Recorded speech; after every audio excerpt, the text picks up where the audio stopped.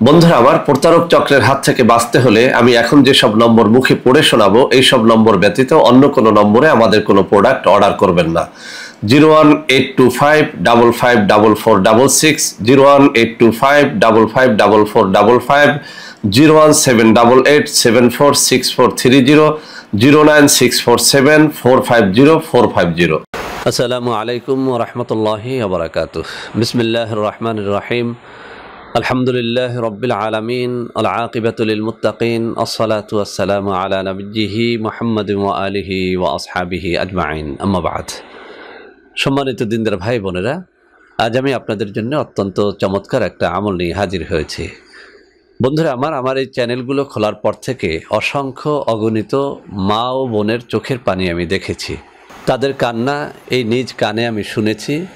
বিভিন্ন সময়ে তাদের দুঃখ কষ্ট শুনে সত্যি আমি রাত্রিবেলাতে জেগে কান্নাও করেছি। আলহামদুলিল্লাহ, এখনও আল্লাহ রব্বুল আলমিনের কাছে সবসময় প্রার্থনা করি আমার এই চ্যানেলের সাবস্ক্রাইবারদের মধ্যে যারা কষ্টে আছেন, দুঃখে আছেন, নির্যাতিত নিষ্পেষিত আছেন, আল্লাহ রব্বুল আলমিন তাদের সকলকে যেন হেফাজত করেন।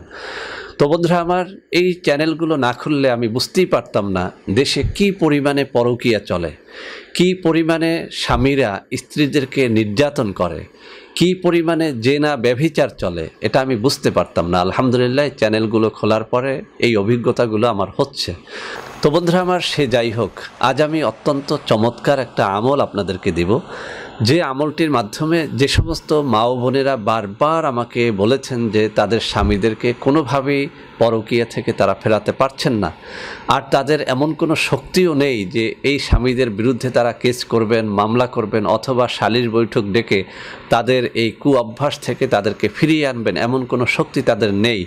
তারা ঘরে বসে কান্না করা ছাড়া, আল্লাহ রাব্বুল আলামিনের কাছে প্রার্থনা করা ছাড়া তাদের জন্য কোনো পথ খোলা নেই। এই সমস্ত নির্যাতিত নিষ্পেষিত আমার মা ও বোনদের জন্য আজকের এই তদবিরটি অত্যন্ত কাজে লাগবে। বন্ধুরা আমার, সূরা কুরাইশের একটা ছোট্ট আমল, যে আমলটি আমার এই ডান হাতে থাকা কিতাবটির মধ্যে এসেছে। আর এই কিতাব সম্পর্কে আমি বহুবার বলেছি, আজও বলে নেই যে এই কিতাবটি অত্যন্ত সহিহ একটা কিতাব, শিফাউল মুমিনিন। এটি বাংলাদেশের একটা অন্যতম হক দরবার সাসিনা শরীফ থেকে প্রকাশ করা হয়েছে। তো বন্ধুরা আমার, এই কিতাবের মধ্যে একটা ছোট্ট আমল দেয়া হয়েছে, সূরা কুরাইশের আমল, যেখানে বলা হয়েছে যে এই আমলটির মাধ্যমে দুই ব্যক্তির মধ্যে শত্রুতা সৃষ্টি করা যাবে। কার মধ্যে শত্রুতা সৃষ্টি করা যাবে?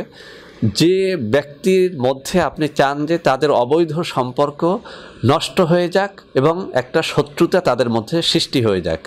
যেমন আপনি চান যে আপনার স্বামী যে মেয়েটাকে অবৈধভাবে ভালোবাসতেছে, যে মেয়েটার কাছে গিয়ে রাত্রি যাপন করতেছে, আপনি চান যে আপনার স্বামী এবং ওই মেয়েটার মধ্যে একটা শত্রুতা সৃষ্টি হয়ে যাক। সেই কাজটি এই আমলটির মাধ্যমে করা যাবে। এরকম আরও থাকতে পারে, যেমন আপনার ছেলে বা মেয়ে এমন একটা ছেলে বা মেয়েকে ভালোবাসে যেটা আপনি চান না, যেটা কোনোভাবেই সমাজ মেনে নেবে না।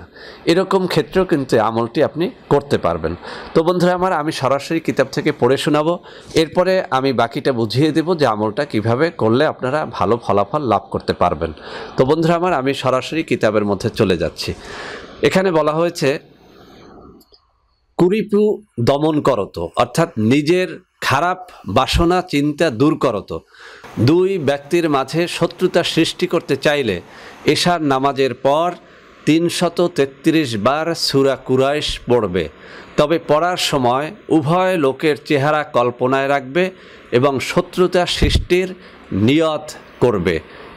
আমলটি পরীক্ষিত। বন্ধুরা আমার, এখানে যে কথাটা বলা হয়েছে, আপনি এশার নামাজ পড়ার পরে যে দুই ব্যক্তির মধ্যে শত্রুতা সৃষ্টি করতে চান, সেই দুই ব্যক্তির চেহারা আপনার কল্পনার মধ্যে এনে এরপরে আপনি 333 বার সূরা কুরাইশ পড়বেন, অর্থাৎ লিইলাফি কুরাইশিন। এই যে সূরাটা, এই সূরাটা আপনি শুরু থেকে শেষ পর্যন্ত পড়বেন। শুরুতে একবার বিসমিল্লাহ পড়লে হবে, আর বারবার বিসমিল্লাহ পড়ার দরকার হয় না। তো বন্ধুরা আমার, শুরুতে কয়েকবার দুরূদ শরীফ পড়ে নেবেন, শেষেও কয়েকবার দুরূদ শরীফ পড়ে নেবেন। যখন এই আমলটা করবেন অবশ্যই আপনি অত্যন্ত মনোযোগের সাথে করবেন, কারোর সাথে কথা বলবেন না। এশার নামাজ পড়ে জায়নামাজে বসে পাক পবিত্র অবস্থায় আপনি করবেন। আপনার স্ত্রী পরকীয়া করলে স্বামী করবেন, স্বামী পরকীয়া করলে স্ত্রী করবেন।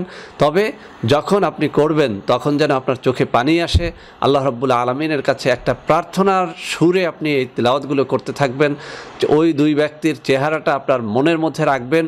পড়ার সময় মনের মধ্যে খেয়াল রাখবেন, এই খেয়াল যে আল্লাহ, এই যে দুই ব্যক্তির চেহারা আমার মনের মধ্যে আমি রেখেছি, এই দুই ব্যক্তির মধ্যে তুমি শত্রুতা পয়দা করে দাও।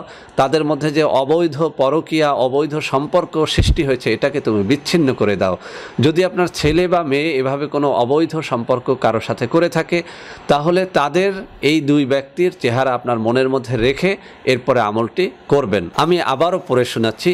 কুরিপু দমন করতো, অর্থাৎ কোনো খারাপ বাসনা থাকলে সেটা আপনি আগে তওবা করে দূর করে নেবেন। অর্থাৎ অহেতুক কোনো ব্যক্তির মধ্যে শত্রুতা সৃষ্টি করতে যাবেন না।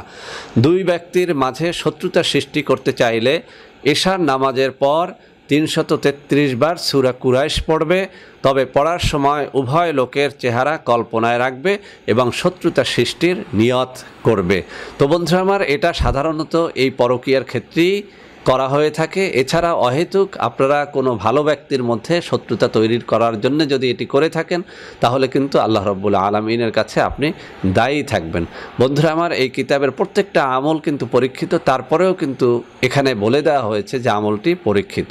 তো বন্ধুরা আমার, আশা করি যে সমস্ত মায়েরা বোনেরা খুব কষ্টে ছিলেন যে কোনোভাবেই আপনি আপনার স্বামীকে ফেরাতে পারছেন না, পরকীয়ার হাত থেকে না ফেরার কারণে আপনার সন্তানের খোঁজখবর তারা নিচ্ছে না, আপনার খোঁজখবর তারা নিচ্ছে না, টাকা পয়সা যা আয় করছে ওই বেহায়া বেশরম এই যে খারাপ মহিলার জন্য আপনার স্বামী সেগুলো খরচ করে ফেলছে, আপনারা এই সব ক্ষেত্রে আমলটা করেন। বন্ধুরা আমার, আমলটির মাধ্যমে উপকৃত হলে অবশ্যই আমাকে দোয়া করবেন। আজকের এই ভিডিওটি ভালো লাগলে লাইক করবেন, কমেন্ট করবেন, শেয়ার করবেন। আমাদের প্রত্যেকটা চ্যানেল ভালোবেসে সাবস্ক্রাইব করবেন।